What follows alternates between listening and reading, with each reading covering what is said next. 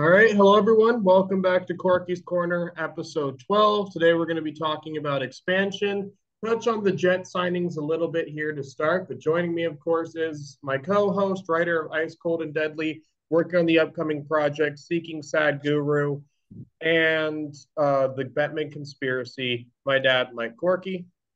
It's great to be here, John. It's great to be here, everyone. Yep, good to be back indeed. So, we're going to talk a little bit about the Jets and a little bit of a surprising move. So, the Winnipeg Jets announced that they are extending both Shifley and Hellebuck to 7 years. I didn't have a chance to figure out the term in the announcement, but yeah, I thought the Winnipeg Jets were kind of going to do a fire sale or kind of a retool. You know, they were one of the teams that were making people question whether the elite players wanted to play in Canada. I'm wondering if I can get your thoughts and if you think it's the right move for the Jets to extend Shifley and Hellebuck. Yeah, I mean, anytime you can keep your core players around, obviously it's a great thing. As always in the salary cap era, it depends on price. But I had heard rumblings that maybe the Oilers were going to try and make a play for Hellebuck for 1 year. Obviously now that's not going to happen. And I mean, he could still be traded. He still might approve a trade if the Jets completely tank. But it's good to see that, and I believe Hellebuck's American. It's good to see that American players are willing to play in Canadian cities.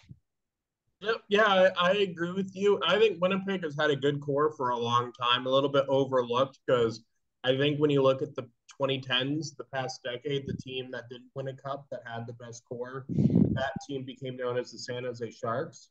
I think Winnipeg would have been that team if San Jose hadn't always been slightly better than San Jose, but they've had a good core for a long time. I don't know if this core can win a Stanley Cup, so that's the only thing. Sometimes I think you're better off going with a reset for your team if you built a core that can't get over the hump. I think Winnipeg has regressed. I mean, it is a lot easier to build a team with Hellebuck, especially Shifley to an extent as well. It's a lot easier to build a team when you have those two guys. So I think this is a matter of how Winnipeg manages the assets, and their scouting, I think, has to be good because I think they're going to have to get some really good young talent to get this core over the edge.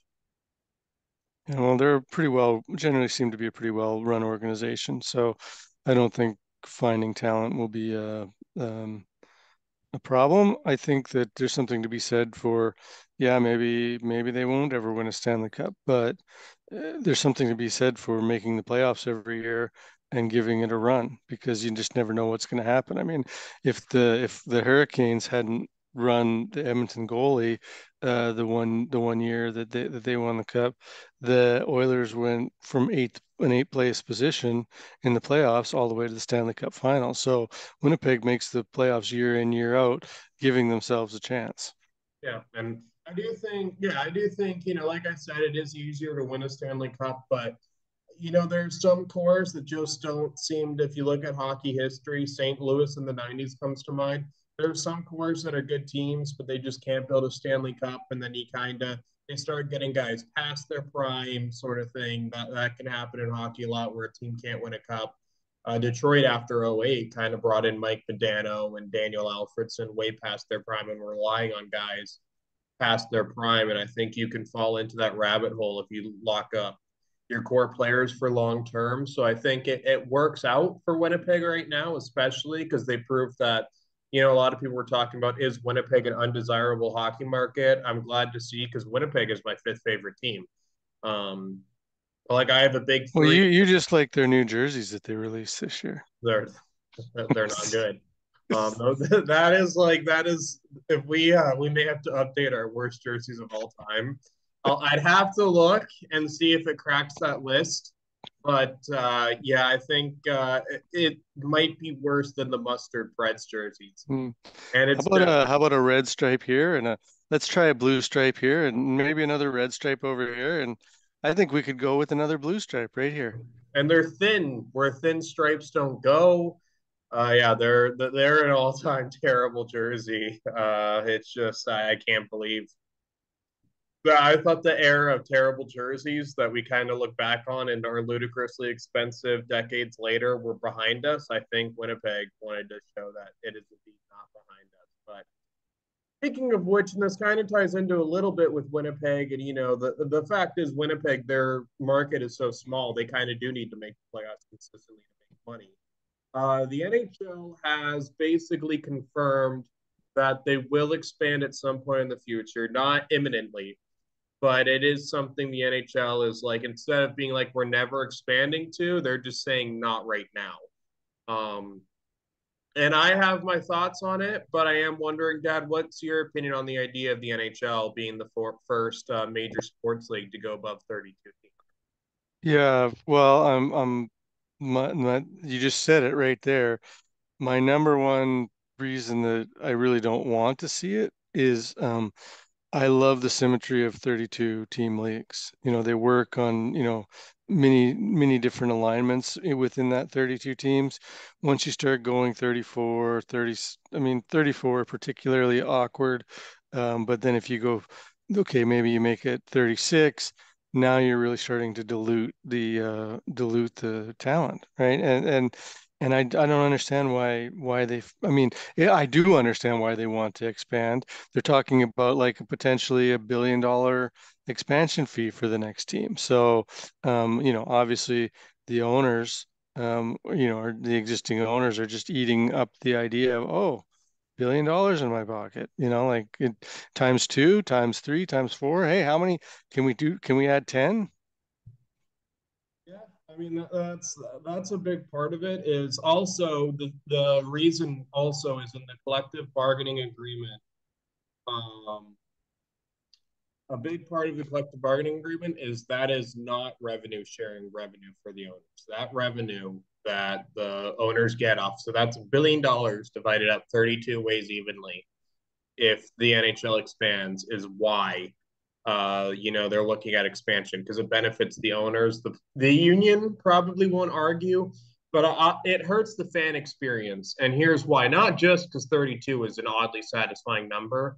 I think it'll cost the NHL long term. Because let me just share my screen here, and I have pulled up. I'm just gonna have to click over to it, so you're gonna see my Google Drive here, but for a quick second. But um, crap, I still had a tab block. There we go. So I just want to pull up the conference final history because for me the issue is partly is if we go to the markets. Let me go to potential expansion real quick here too. If you look at the markets, so I tried to figure out. So they're probably going to keep the divisions the same and everything, but I wanted to see, like where would the NHL go in the cities that have been talked about. So basically, Quebec, that's a traditional hockey market.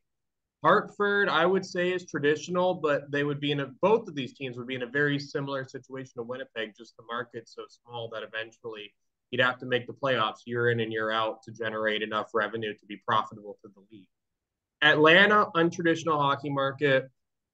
I didn't have anyone else for the Metro who could make it into the league. So I said maybe Milwaukee, which is a traditional hockey big market. I'm surprised the NHL does not have a team in Milwaukee. But basically, I have Milwaukee here because I imagine Nashville would move to the Metro. And then essentially you have Kansas City, untraditional hockey market at this point, Houston, untraditional hockey market, Salt Lake City, untraditional hockey market, and Portland is also a traditional hockey market, but I think Seattle has that area. But when you go to 40 teams, you're going to have cities that are close together. So if you look at that, I think you're really forgetting one there, which I think is a legitimate possibility would be another Toronto-based team. I was thinking that, but the problem is the Maple Leaf organization, like the Maple Leaf ownership group, does not want any pro teams in Toronto. That Yeah, is well, I mean, behind that them. doesn't that so what? I mean, I'm sure that the Rangers would prefer that the Islanders aren't there, the Devils aren't there either. If the market can support it, eventually it becomes a good thing. Yeah. So I was either going to write down Hamilton or Hartford because I think there you can maybe get away with putting a team in Hamilton. I don't know if you can put another team in downtown Toronto and without Not having to pay not downtown millions. Toronto. The one I've heard, I believe, is Newmarket. And there's another city, just out, like part of Metro that would be, would kind of like having its own team. Yeah, but The issue is with Toronto because if you're a billionaire and you're wanting to buy a hockey team and you're like, oh, I'll put it in Toronto, you got to pay $1 billion. And then this is why I put Hartford instead, and because Gary Bettman has met with the governor of Hartford about a hockey team. If you're going to pay $1 billion to the league, and then the Maple Leafs are like, no, we own the rights to Toronto, so that'll be another $500 million to be putting a team in Toronto. That's how much it's going to cost. That's how much you're going to have to give us to factor in the revenue we're going to lose. That's why I didn't put Toronto there. Because there's no talk about a second team in Toronto. Would it work? Absolutely. I think Hamilton might be more likely than Toronto, but for right now, that's why I put down Hartford just based on the rumor. If you want to replace Milwaukee with a second team in Toronto, I could see that because Milwaukee is an untraditional hockey market. But the main point I'm getting at here is so half of the teams would be untraditional hockey markets. So they'd probably go to Salt Lake City first. Then they'd probably add Atlanta to make the team easy. And then the NHL's wanted a team in Houston, and then Kansas City has an arena ready. I honestly think it would be these three, and then it would be between Kansas City and Quebec to get that fourth team in before. But I think 40 would be the ultimate final goal of the league. All the markets, especially at first, that you're trying to get into are untraditional hockey markets. So if I go here, untraditional hockey markets, what is the biggest example? Like, what do untraditional hockey markets that succeeded all have in I don't know. They're successful. The teams that have failed or been in trouble of failing. My favorite team, the Carolina Hurricanes, the Florida Panthers, the Atlanta Thrashers, they've all had long times. The Arizona Coyotes, they've all gone a long time with zero success. Atlanta didn't make it to the conference finals until they went to Winnipeg. They didn't win a game in the playoffs. If you go above 32 teams, it's going to be a lot harder for these untraditional markets that you already have that are working right now. We don't know how those untraditional markets are going to work. Let's just call them what they are, shitty hockey markets. Okay, here, moving on. But we don't know if these new hockey markets that the NHL is trying to expand into are going to work when they stop making the playoffs. When you have, when Florida ends up being bad again, are they going to still be making the playoffs? When Carolina is bad, are they going to be still making the playoffs? When I'm trying to think of another team, Tampa Bay. Tampa Bay, when they're bad, they're going to be fans consistently. Dallas, I think, has worked. But Dallas, that one, I think is safe no matter what. But if you go through here, every team in the last 25 years, every organization since the conference finals existed in 1982, even going back to, I think, 2000, every team has had a conference finals appearance. So even the furthest back is Minnesota in 2003. And then you have the Toronto Maple Leafs in 04. Ever since then, every team has made it to the conference finals. You get rid of, you start adding more teams. And for me, the conference finals, the reason I bring up conference finals, if you, every team that succeeds in hockey, especially in untraditional markets, or as you want to call them, shitty markets, but I can see why the NHL wants to break into them. Every team needs a Final Four run for fans to latch onto. Those are the years that fans look back on with reverence. The Leafs in 04, Minnesota in 03, Carolina in 2019, the Oilers in 2021. Those are years where it's like, oh man, I remember that year. That was a great year. No one really, other than maybe a playoff series win, no one remembers the years you're in the final eight. People look back on your final four as a successful deep run that is remembered for your franchise. That's the minimum. If you start adding teams, you're gonna have those gaps for Minnesota in 03, Toronto in 04. That's going to become more of the norm for some hockey markets, and you're not going to be building fans that way. So yeah, you get $1 billion right away, but then think about how much you're going to lose as franchises plateau when there's less reverence for years of organizations because they're fewer and further between.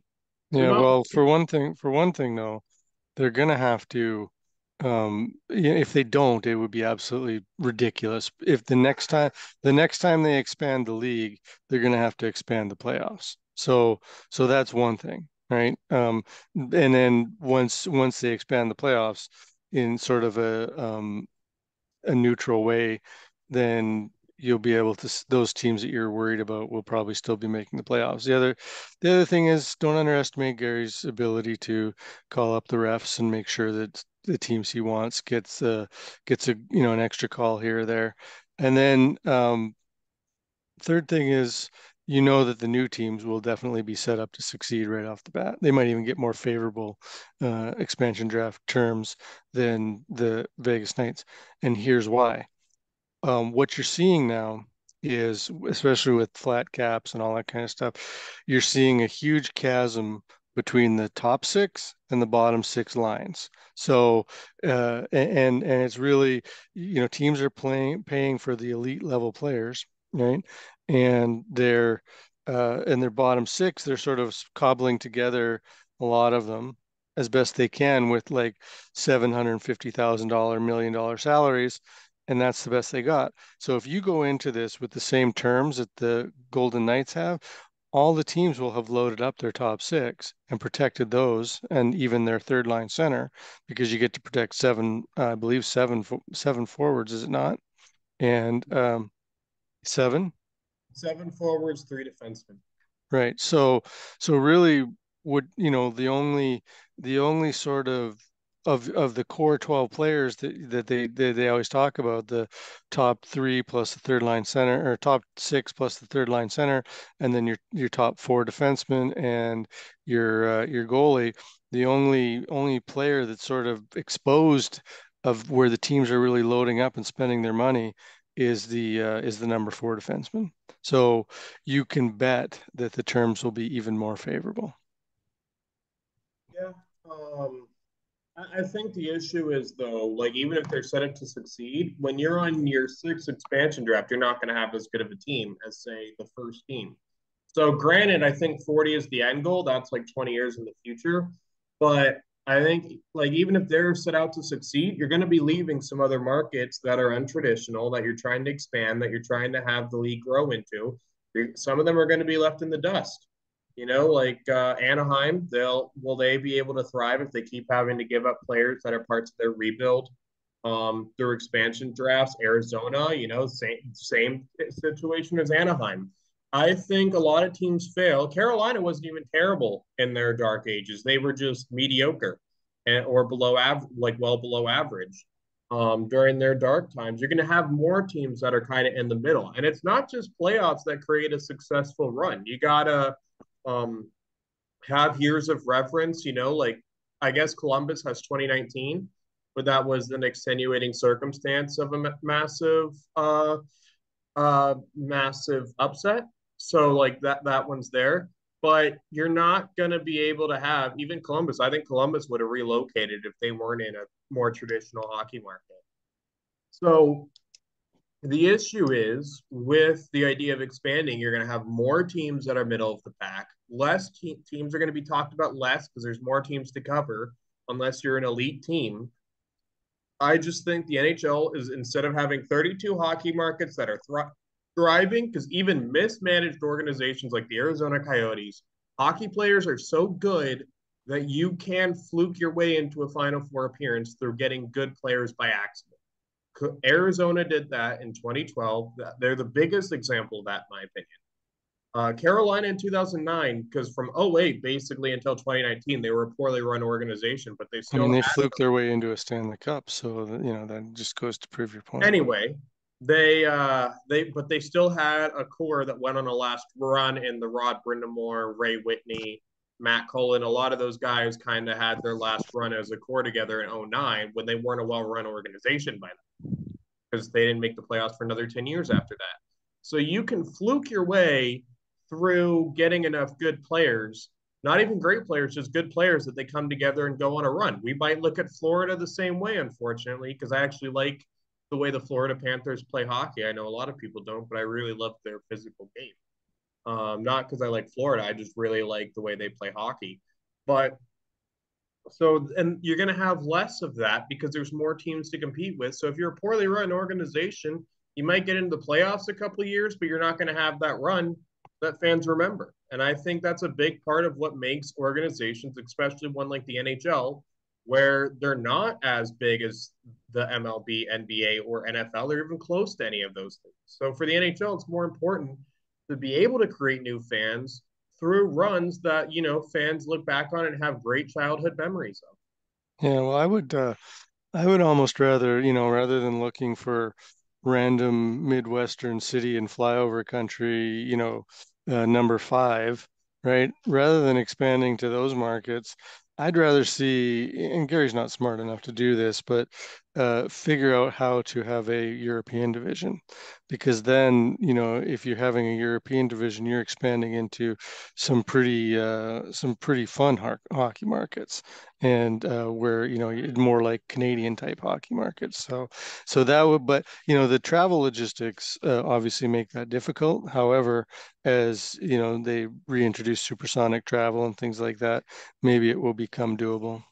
I don't think it becomes doable anytime soon because Europe was something the NHL was looking at when the idea of a 40-team league was first brought up. It was, the NHL was looking to expand to Europe, and then as you realize the way hockey's structured, it's not one game a week. It's 3 games a week, sometimes four. I think even sometimes in a lockout shortened season or a pandemic shortened season, it's 5 games in a week.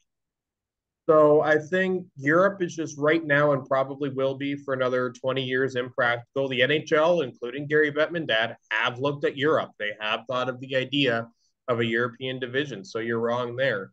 I think one way you can maybe do it is kind of not have a full blown like a team from the AHL can enter the NHL sort of thing, but maybe have an NHL tier one and an NHL tier two of like two 20-team leagues, just to, you know, help out with scheduling, not have teams be diluted with less games that will matter because more teams are mediocre. And then you have teams either going like committing fully to a rebuild to play in that tier two or trying to win a championship in to get into tier one. I think that could be one thing you do in order to ensure the success is have two different NHL leagues where one's playing for the Stanley Cup, and then the bottom four teams go into NHL Tier Two, and the top four teams go into NHL Tier One. Yeah, I'll just stop you right there. They're not going to accept that if they're when a team pays $1 billion to enter the league and you lost your first couple seasons. Guess what? You're going down to tier two.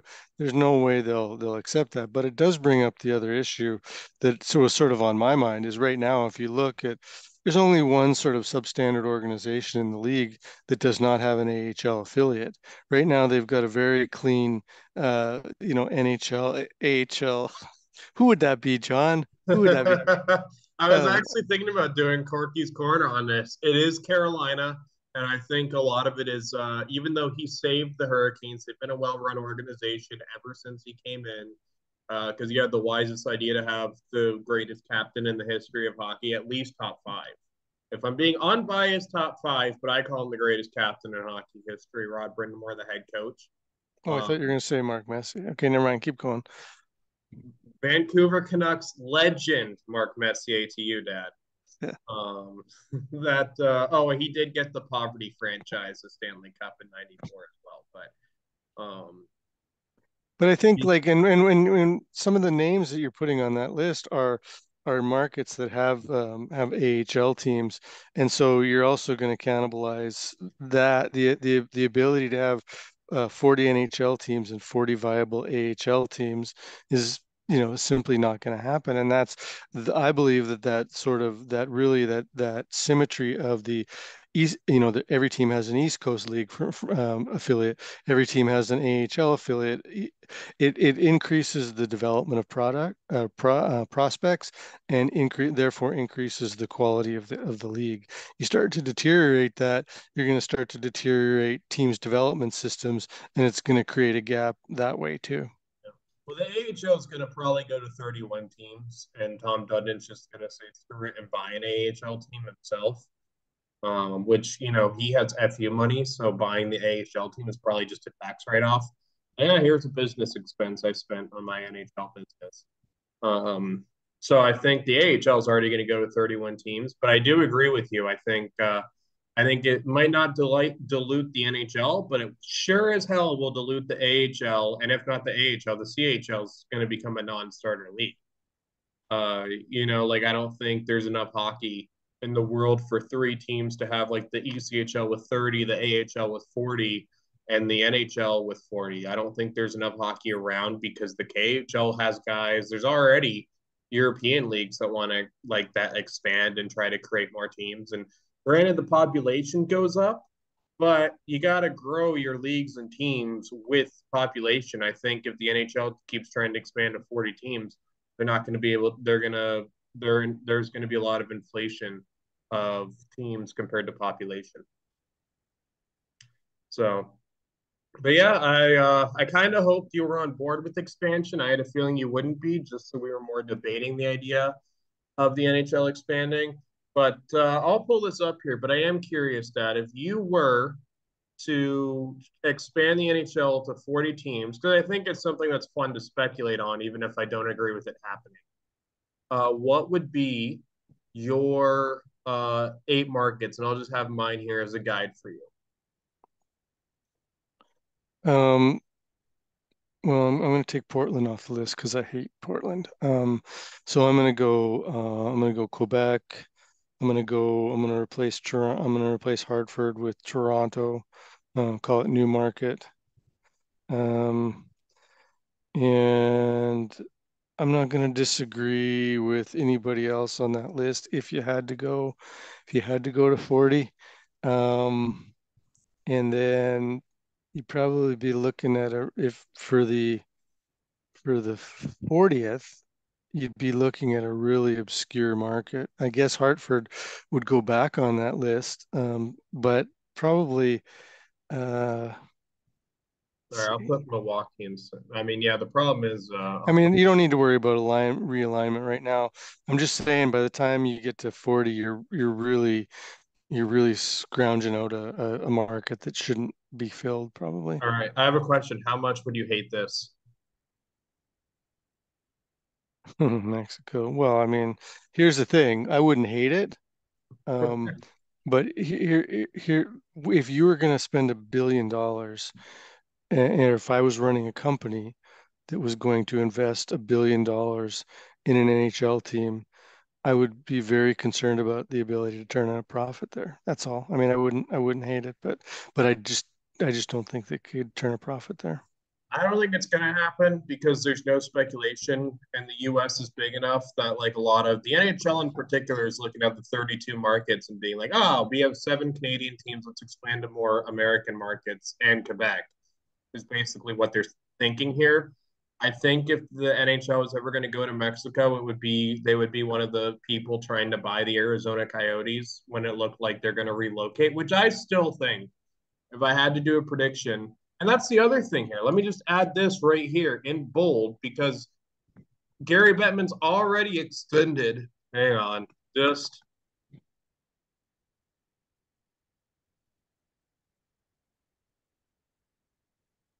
there's a huge question mark, which is why I don't think the NHL is talking about expanding. They don't have 32 successful markets. Right. And Here, that's what you bring up a good point is, you bring in all this one-time money, right? Like, and you charge all this money for franchise fees or whatever.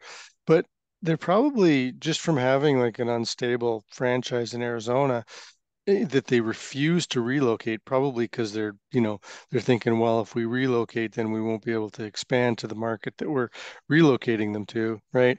They, if you think about all the money they've left on the table in Arizona and other markets that really aren't thriving, they should, before they do that, they should be more willing to move teams around that aren't thriving and make sure that other teams are not subsidizing them, right? Because like the guy on Oilers now, who's employed by the team, he's a radio broadcaster, but he complains all the time about how much money is fed into the pool by successful teams and sucked out by teams that are not turning a profit. And so I think it would be a mistake in that regard. yeah, I think you got to have 32 stable teams, which is why right now expansion is we're open to the idea and not, yeah, we're probably going to expand. That's why right now is because Calgary had a similar issue with their arena. They've gotten that taken care of. I think the idea is once they have 32 stable arena situations, they'll expand, but they're not even factoring in money. It just, yeah, I think expanding makes sense in every conceivable way, except for the fact that they have an unsuccessful team, or except for money. Like it makes sense except money. And the NHL has a history of doing that. They do not vet their sponsors and people they go into business with BioSteel, the big sponsor of the NHL, running out of business. Valley Sports is going to be declaring bankruptcy.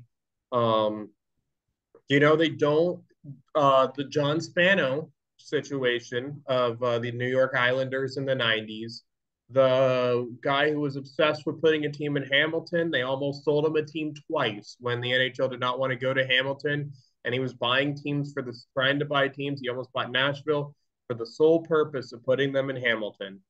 They do not vet. It was the owner of BlackBerry. You can look up that story if you want. By the way, Dad, that's a really interesting story. I don't know if you remember it, but they even talked about it in the documentary. They don't vet people they go into business with. I think that's why the NHL is so close to the chest now, because Gary Bettman's been embarrassed in the past with people he brings into the NHL before. But that's why it was like only Michael Andlauer was buying the Ottawa Senators. Gary Bettman was not having anyone else other than Michael Andlauer by the Ottawa Senators, not even Ryan Reynolds, which would have made so much money for the NHL. The Ottawa Senators would have become one of the most beloved teams in North American sports. Look at Taylor Swift in Kansas City. Like, could you imagine? Like, they would have that kind of publicity if Ryan Reynolds bought the Ottawa Senators. They get a Hulu documentary out of it, but nope, it's got to be Michael Andlauer. It's just that's just kind of how I look at it. But yeah, any closing thoughts on expansion before we go? No, All right, well, that's it for this episode, everyone. It was good to be back. If you guys like the content we're producing on the channel, don't forget to hit like and subscribe, share this video, and we'll see you guys next week. expand this, Gary.